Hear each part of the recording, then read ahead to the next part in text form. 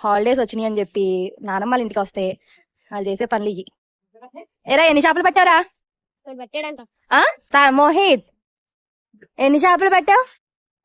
ఒక చేప. దాని గురించి ఎంత పెద్ద బకెట్ తీసుకున్నాలో సరిపోద్దా?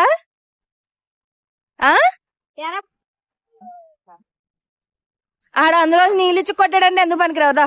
చేప ఏం చేయాలి? అది ఇక్కడికి వస్తాయి ఆ చేపలన్నీ. అయ్యో అయ్యో వచ్చినాయి చూడు. మరి అయ్యో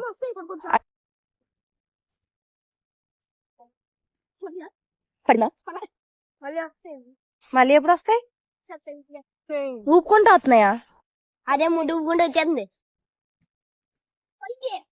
ఏది నువ్వు చేపల కంటే కూడా నా చెక్కు తీసినట్టున్నావు.